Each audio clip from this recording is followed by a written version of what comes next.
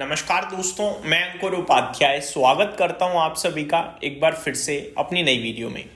दोस्तों, आज बाजार में तेजी कहने का तो जरा भी दिल नहीं कर रहा, मार्केट क्रैश कहने का जरूर मन कर रहा है।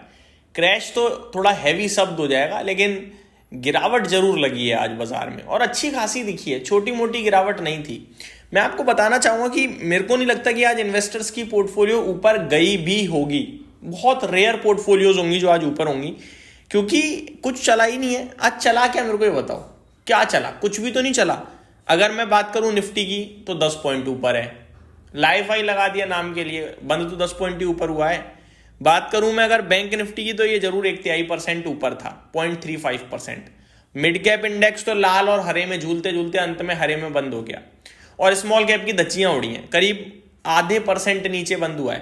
पोर्टफोलियो किससे जस्टिफाई होती है? ब्रॉडर मार्केट से। ब्रॉडर मार्केट का हाल अगर मैं बताऊं तो डिक्लाइनिंग शेयर्स 1455 थे एनएससी पे, और बढ़ने वाले शेयर्स पता है कितने थे? 1213 शेयर्स। तो लाल शेयर्स ज्यादा हैं, फिर किस बात की तेजी? ये तो मैं कह रहा हूं फिर भी ठीक है कि 200 शेयर्स ही चलो ज्यादा थे गिरने वाले। अगर बीएससी का आंकड़ा सुनोगे तो मैं आपको बताना चाहूंगा, बीएससी जो 1000 वाला है पूरा पूरा, वो बताऊं मैं अगर आपको, तो करीब 490 शेयर समथिंग पॉजिटिव थे और अराउंड 750 शेयर समथिंग नेगेटिव थे 1100-1200 में से, अगर मैं बीएससी स्मॉल कैप की बात करूं तो। और ओवरऑल बीएससी की बात करी जाए तो बीएससी लिस्टेड स्टॉक्स पे एक बढ़ने वाले के सामने 2 से ज्यादा गिरने वाले शेयर्स थे। तो आज धज्जियां उड़ी हैं भाई साहब, मैं आपको बता रहा हूं, धज्जियां उड़ी हैं। ऐसे में कुछ स्टॉक्स जिन्होंने मतलब पूरी तरीके से नाक ही कटा रखी है, एक नाम है वायरपूल ऑफ इंडिया। इनके तो प्रमोटर्स सोच रहे ही क्या रहे हैं पता नहीं भाई, प्रमोटर्स नहीं, शायद मुझे तो लग रहा है कसम खा ली है अब कि अब कंपनी छोड़नी ही है। 75% ओन करती थी कंपनी के प्रमोटर्स एक साल पहले, 1.5 साल पहले। आज की डेट में 40% से भी कम स्टेक रह गया है, 35% स्टेक बेच दिया भाई साहब। मेजोरिटी साइड पे स्टेक अब FII इसके पास पहुंच चुका है। मैं आपको बताना चाहूंगा, आज कंपनी के प्रमोटर्स ने एक बार फिर बिकवाली करी। कल कह रहे थे कि 7.5% स्टेक बेचेंगे और बेच दिया 11.5%, इनफैक्ट 11.8% बेचा है, ऐसी रिपोर्ट्स आ रही हैं। तो भयंकर सेलिंग इसमें देखने को मिली है। सेलिंग क्या, ब्लॉक डील है, प्रमोटर्स का बेचना है, किसी ने खरीदा होगा नो डाउट। अब खरीदा होगा फंड हाउसेस ने, क्योंकि पहले से भी पैसा लगा पड़ा है उनका, वो तो खरीदेंगे ही खरीदेंगे, अदरवाइज कंपनी क्या ही होगा। मैं आपको बताऊं, कंपनी की ब्लॉक डील हुई करीब 1075 और समथिंग 1068 रुपए के भाव पर। तो 1070 रुपए का मैं एवरेज मान के चलूंगा, 1063 पे बंद हुआ है, 11.5% गिरकर। हालांकि ये बताया जा रहा था कि ये जो ब्लॉक डील है 1030 के भाव पर होगी, तो चलो कम से कम उससे तो ऊपर हुई, बट फिर भी 11.5% तो नीचे ही बंद हुआ है।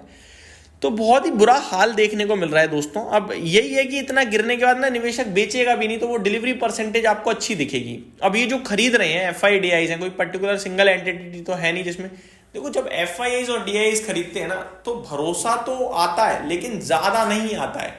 जब कोई इंडिविजुअल इन्वेस्टर खरीदता है तो भरोसा आता है, क्योंकि उसका भरोसा बन रहा है। FIDIs का क्या है, अब मैं DIs की बात करूं, किसी स्टॉक को ले रहे हैं, उनकी पोर्टफोलियो का वो स्टॉक पॉइंट में होगा, पॉइंट परसेंटेज में, समझ रहे हो? तो वो मतलब नहीं है ना, फिर क्या फायदा भाई? उनका तो कुछ बिगड़ेगा नहीं, हम उन्हें देख के ले लेंगे, हमारा बिगड़ जाएगा। फॉर एग्जाम्पल, उनके पास तो हजारों शेयर्स हैं, 100-200 शेयर्स लेके बैठे हैं वो। एक शेयर अगर कुछ भी नहीं करेगा, उनको कुछ नहीं बिगड़ेगा, बाकी कर जाएंगे तो बना लेंगे। हम उसी शेयर को उन्हें देख के खरीद लेंगे तो हम फंस जाएंगे। तो ये प्रॉब्लम होती है, ये सारी चीजें भी आपको समझनी चाहिए।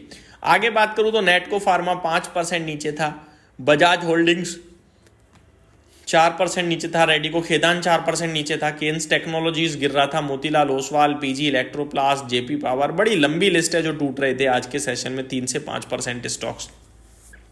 आगे बात करी जाए दोस्तों टॉप स्टॉक्स के बारे में, तो टॉप गेनर में अशोक लेलैंड था, ये आज बहुत अच्छा कर रहा था, 7% ऊपर बंद हुआ है, अपने फ्रेश लाइफ हाई पे भी आज ये लगाता हुआ दिखा 162। वॉल्यूम्स भी अलग ही लेवल के चल रहे हैं इस स्टॉक में, 9 करोड़ शेयर्स ट्रेड हुए हैं, जहां एवरेज वॉल्यूम्स का 2 करोड़ शेयर्स का है। तो भारी भरकम वॉल्यूम्स देखने को मिले हम सभी को।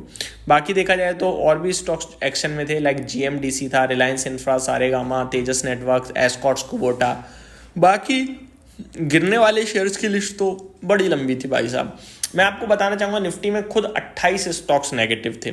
Eicher motor, Adani enterprises, Maruti, Bajaj auto, ONGC सब नीचे थे। मारुति के लिए तो एक नेगेटिव न्यूज़ भी आते हुए दिखी आज, डेटा ड्रिवन। कहा जा रहा है कि मारुति का जो मार्केट शेयर है वो नवंबर में गिरा है, गिरकर रह गया 39%, जो कि फेस्टिव सीजन में 43% था। तो ओवरऑल इन्होंने मार्केट शेयर की बात नहीं करी, फेस्टिव सीजन से कंपेयर करा है। तो फेस्टिव सीजन के मुकाबले 4% घटा है, 39% रह गया है। बट 39% भी बहुत बड़ा होता है यार, देखो है ना, आपकी तरफ एक तरफ सारी कंपनी 61% और ये अकेले 39%, 39%, तो बड़ी बात है। आगे निवेशक बहुत परेशान है इस समय, दुख दर्द में है, क्या करे निवेशक? तो मेरा मानना तो यही है कि कुछ नहीं करोगे आप, जो करेगा बाजार करेगा। आप तो कुछ करने निकले तो गलत और कर दोगे, क्योंकि क्या ही कर लोगे आप? ज़्यादा से ज़्यादा बेच सकते हो, लॉस बुक कर सकते हो, वो तो कोई भी कर सकता है इस बाजार में। पैसा बनाओ तो माने, पैसा बनता है रुकने से, अच्छे स्टॉक्स पे भरोसा दिखाने से। कंपनी के फाइनेंशियल्स नहीं बदल जाते हैं स्टॉक मार्केट गिरने से, फाइनेंशियल्स सेम रहते हैं। और जब आप खरीदते हो तो फाइनेंशियल्स को देख कर लिया करो, प्राइस को देख कर नहीं। और अगर फाइनेंशियल्स को देख कर लिया था तो वेट करना चाहिए। ये मेरी तरफ से अपडेट थी, उम्मीद करता हूँ डिटेल्स पसंद आई होंगी। Thank you so much for watching this video, have a great day guys.